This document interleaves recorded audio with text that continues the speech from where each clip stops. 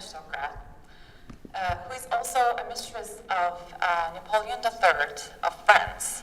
And she photographed herself in various costumes and outfits in an attempt to recreate female characters from literature and mythology like Lady Macbeth and Bolin and Queen of Hearts, and she even posed as a nun on the picture on the right. This is Cindy Sherman, another contemporary American artist, and who's known for her chameleon-like self-portraits, in which she photographed herself in a range of costumes, posing as imaginary characters. As you can see, she's very good at disguising herself in different characters and role-playing and getting into the characters. This is Coffee Cups and Roses, aka me, a PhD candidate turned creative who's passionate about visual storytelling through playing dress-up and in creative settings, creative and dreamy settings like this, and sharing them with a like-minded online community. Back to the Countess and Sherman for a minute. So, photographing themselves in different costumes and different roles, these two women are doing a very similar thing in essence, although in different eras. Through playing dress-up and portraying different characters, they not only assert their agency, but also promote the multiplicity of their feminine selves. So one day, it dawned on me that what I was doing online was not very different from what these two women were doing. As a content creator who's getting herself photographed in different looks and settings, I realized that my photos were also manifesting and celebrating multiplicity of the feminine self, only through a different medium. Up until this revelation, though, I was stuck in an identity crisis because I was also a PhD candidate here. So between my identity as a PhD candidate and that of a content creator, I was stuck. And while creating these visual stories online, I was also trying to create a written form of content, meaning my dissertation. And simultaneously teaching here at UCR, I was so nervous that my cohorts or professors, or worse yet, my students finding out about what I was doing online, I was trying to wear the most neutral and basic outfits in order to hide my colorful online identity. So the reason was that, I guess, I thought I was doing an entirely different thing from what I was doing. But as I dive more and more into the social media, I realized that literature is content creation that has been inspiring, educating, and entertaining people for centuries.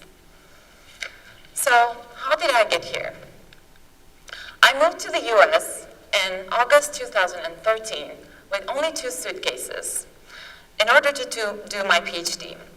Born and raised in a small city in Western Turkey, I've been a student for most of my life. And after finishing my master's in cultural studies, I started teaching at a university in my hometown. I was pretty comfortable living with my parents, not paying for rent, and having fun with my friends when something hit me. I wanted to realize my lifelong dream of living abroad, and also I wanted to experience the world differently. So I started applying for graduate degrees all over the US and Europe. And fast forward to today, here I am, standing here at this very university I'm getting my degree at, and giving a talk about social media and content creation. Talk about a very ironic full circle. So how did I really get here? It all started when, a few years into the PhD program, of me sharing some decorative and aesthetic photos online on my account that I took with my iPhone. Slowly evolved into posting my outfits, and then to a visual storytelling through my very own photos. So I found out that I was most passionate about the visual storytelling aspect of creating, so I focused on that, and I started creating these dreamy settings at these locations, with each capture telling a story of their own. And creating these dreamy settings with a story do not only require time and dedication, but also a collective effort on the part of the photographer and myself to share the same vision. It also required investing a lot of stuff that we call props, which you don't normally need. I'll get to this in a minute. But why do aesthetic photos draw us in? Because they transport us to a different kind of reality than our own. And they make us imagine us in the shoes of the subject in that particular photo.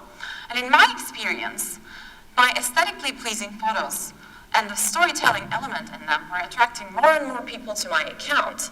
And that's when I realized my audience was getting so inspired and moved by these images and the storytelling in them.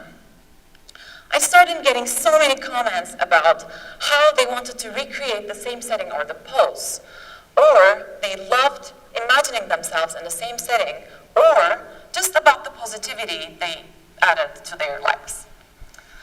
So I'm sure most of you are familiar with the term highlight reel, right?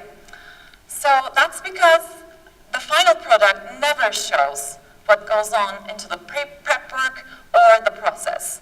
So that's why I feel like it's necessary to tell you what's going on behind the scenes, because I feel like the story is not really complete without it. So every aesthetic photo you see on my feed has a not so aesthetic background story. You will see now. So for example, to capture this shot and to create a compelling story around it, I drove for 3 hours to get to the almond orchards in Bakersfield. And I had to purchase that bistro table set and a teacup set, which I didn't need. And I had to brave the cold while posing in that tiny summery dress. Here's another BTS for you. That required over 2.5 hours of drive to get to the Antelope Canyon Puppy Reserve. And we brought a whole painting set with an easel, brushes, a canvas, and a palette, and all for a single photo to tell this visual story of a woman in a painting in a poppy field. So if I start getting into behind the scenes story of every photo I took, I don't think 18 minutes would be enough. But I do want to share an example with you, going over the thought process and the making of behind one of my photos. So the first step is inspiration. You need to get inspired by something that would prompt you to create, right? So in my case, I was very inspired by these two images, fashion campaign images, that I saw on Pinterest, and I knew I wanted to recreate this. Second step is your mood board, which you gather all your inspo shots and different angles, maybe a color palette for that specific shoot you have in your mind. And the third one is location. A very important step is the location scouting. Believe me when I say a location can make or break a photo. So in this case, we were looking for an open space, and this first location wasn't working. As you can see, I'm miserable from the wind and the cold. So we had to drive around and find another one that would work for us. Okay, the fourth one is also an important part of my creative process is props and equipment. So I have a lot of props, and because I think they're an essential component of telling a compelling visual story. And in this case, we needed some flowers, a tape, a background stand, and a stool to elevate the subject. And you'll see how it will play around to the picture. And next step is creating the setting, right? So you drive to your location, you have all your props you need, and then next thing you need to do is to create your setting, in which case I was attaching flower stems to that background stand in order to create this illusion of a flower field when taken from the low angle.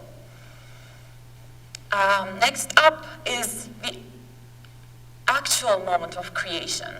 This is also a very important step in creative process because angles and lighting are everything And here I am on a stool, posing away while my photographer was lying on the ground trying to capture a dreamy shot of me with the clouds in the background.